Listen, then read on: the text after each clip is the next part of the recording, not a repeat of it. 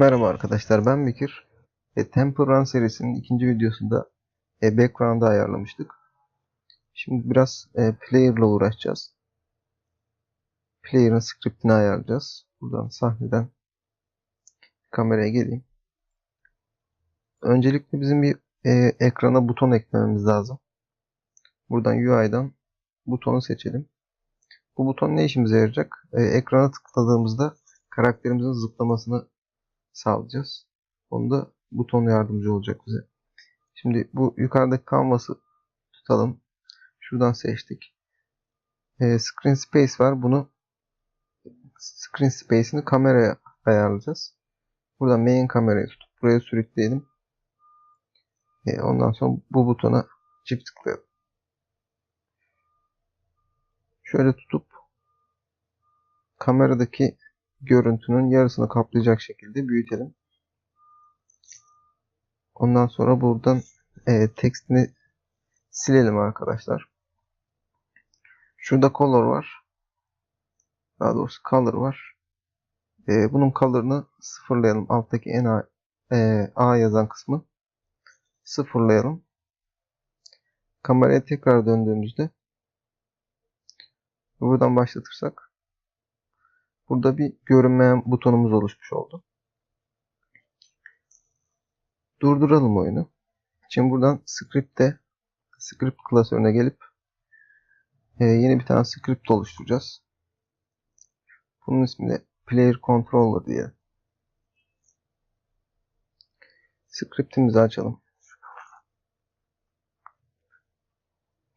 Şimdi buradan üst taraftan Using Unity Engine UI kullanacağız. Çünkü butonumuz UI formatında olduğu için butonu kullanmak istiyorsak bu UI'yi aktifleştirmemiz lazım. Buradan köşeli parantez açıyorum. Serialize file diyeceğim. Private audio neden gelmedi? Tabii biz bunun üstüne kaydedemeyiz. Şuradan script'in altına eklememiz lazım. Private audio clip jump clip diyeyim buna. Ondan sonra private float jump force eşittir 12 olacak. Pardon 12F olacak. Buradan virgül yapayım. Bir de right force kullanacağız. O da 0 olacak. 0 olacak. Right force da sağa doğru gitmesini sağlayacak kuvvet. Ondan sonra private rigid body 2D my rigid body diyeceğim. Bunlar artık klasik şeyler. Sonra private bool oluşturacağım. Can jump diyeceğim. Bunu iki kere atlamasını engellemek için kullanacağız. Yani iki kere space'e bastığınızda yukarı sürekli çıkmasın diye can jump bool'unu kullanacağız. En son private button diyeceğim. Jump button diyeyim buna. Alt taraftan void awake diyeceğim.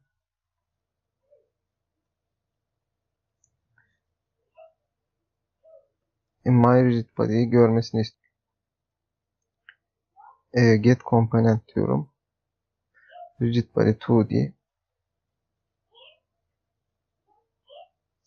Şu köşeli parantez dışında olacak.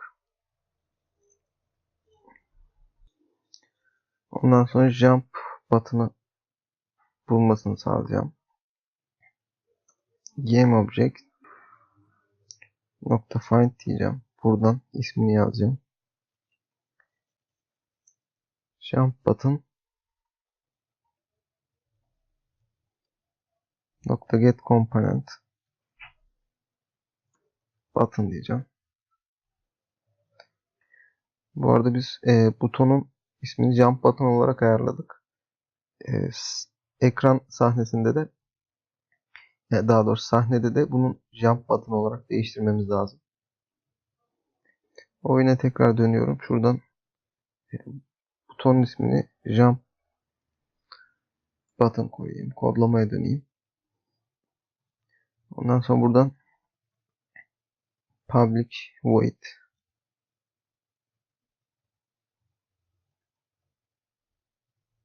fonksiyonu oluşturduktan sonra jump button diyorum. Biraz daha yazalım çıksın. Jump button on click tıklandığı zaman add listener diyeceğiz. Şuradan eşittir koyacağım. Ok oluşturacağım. Jump fonksiyonunu çalıştır diyeceğim. Ondan sonra burayı kapatacağım. Buradan if diyeceğim. Can jump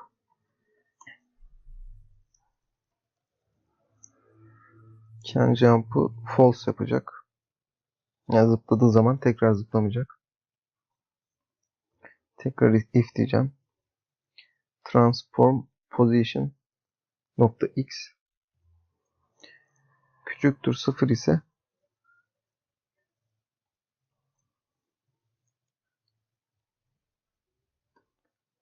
right force'u 1f yapacağız. Buradan değilse zaten 0 olacak. Right force'umuz 0 olacak. Şimdi arkadaşlar kodları bir anlatayım size. Şöyle. Şuradan bir sahneye dönelim. Şunu öncelikle bir 0 alacağız. X ve Y ekseni 0 olacak. Şimdi sağ taraftan objeler gelmeye başladığında göstermek için biraz sola alsam daha iyi olacak. Objeler gelmeye başladığında bu karakter objeye takılacak. Takıldığı zaman geriye doğru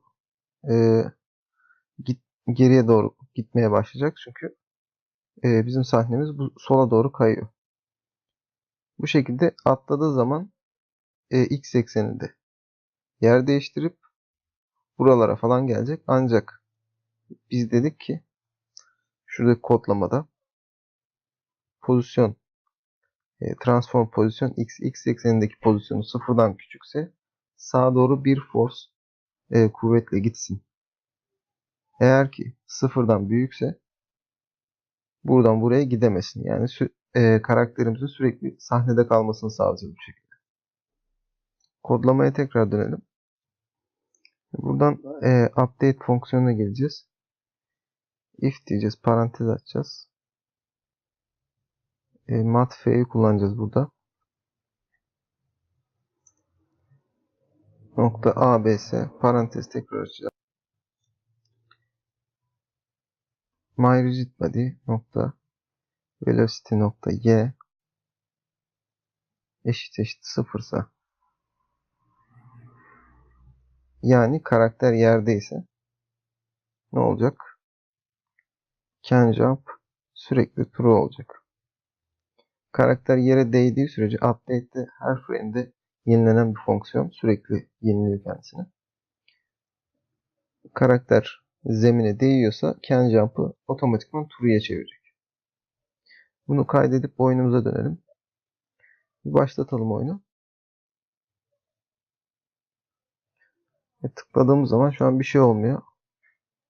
Butonu buluyor mu acaba? Şuradan bir test edelim.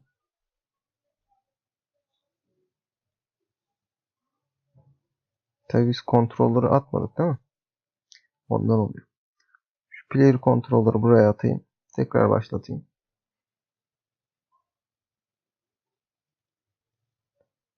Aynı şekilde bir sonuç yok. Bir de kodlamaya bakalım arkadaşlar. Şurada jump'ı eklemedik diye düşündüm. Aynen eklememişiz. Bakalım buradan if nerede bitiyor? If can jump. Aynen. Jump'a tıklandığı zaman şurada bitiyor. Buraya ekleyebiliriz. Rigid body ne diye eklemiştik? Oraya bir velocity vermemiz lazım. Hız vermemiz lazım. My rigid body. My rigid body velocity new diyeceğiz. Vector 2 yeterli. X ekseninde right force, Y ekseninde de pardon jump force ekleyeceğiz.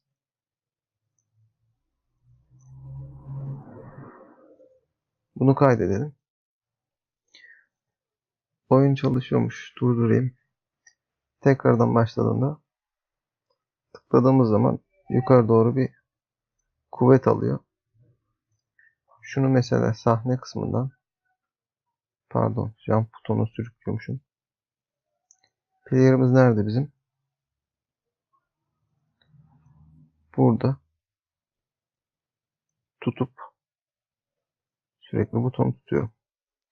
Bunu tutup sürüklediğimde jump'a basınca sağa doğru da bir hareket olmuş olacak.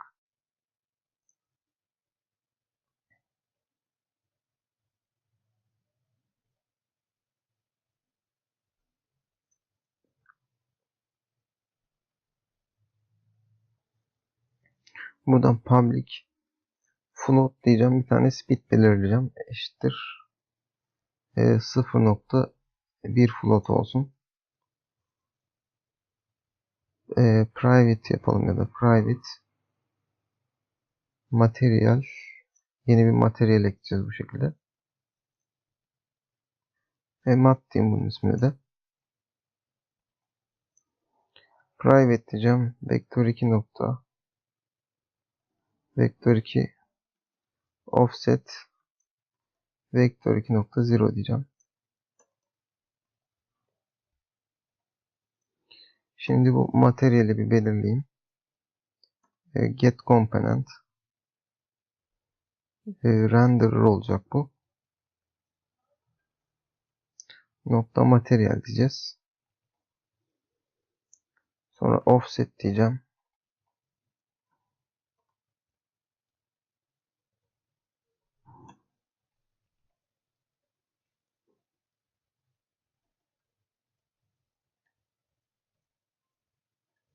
Main text yazacağım buna.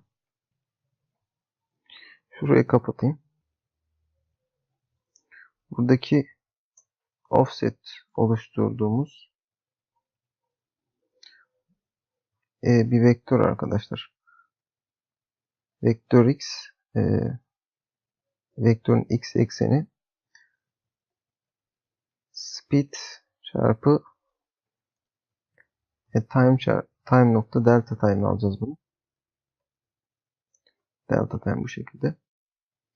Yani buradaki oluşturduğumuz vektör 2'ye x ekseninde bir kayma vereceğiz.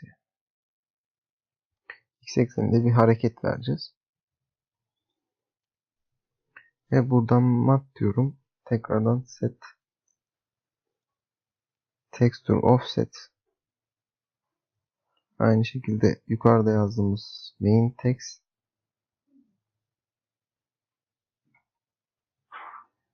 virgül offset diyeceğiz. Bunu kaydedelim arkadaşlar. Projeye dönelim. Bir başlatalım bakalım. Bu şekilde ekran sola doğru kaymaya başladı.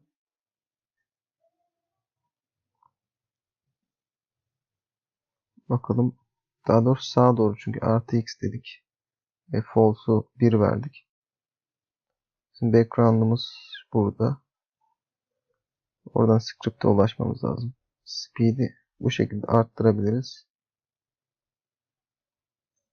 0.4 çok oldu. 0.5 ground mesela zemin kısmı yavaş geliyor biraz daha. İkisini de 0.5 yaparsak bu şekilde bunların hızını ayarlayabiliriz arkadaşlar.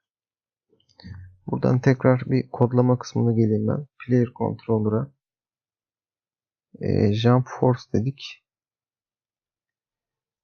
Bunu da public yapalım. Kaydedip oyuna dönelim. Durdurduk.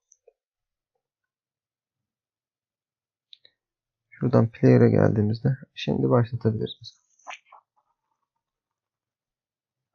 Burada jump force var tabi. Şunları ikisini birden seçip 0.4 falan yapayım, biraz hızlı olsun. Çünkü animasyona göre işte biraz daha hoş görünüyor. Buradan player'e geldim. Jump force'u 5 yapsam çok az oldu. 8 falan yapsam. Ve bizim oyun için 7 ideal gibi duruyor. Şuradan bunu 7 yaptım. Background ve ground'u 0.3 yapayım.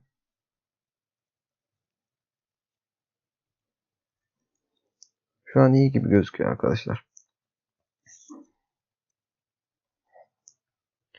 Bu videonun da sonuna geldik arkadaşlar. Abone olmayı unutmayın. Bir dahaki videolarda görüşmek üzere. Kendinize iyi bakın.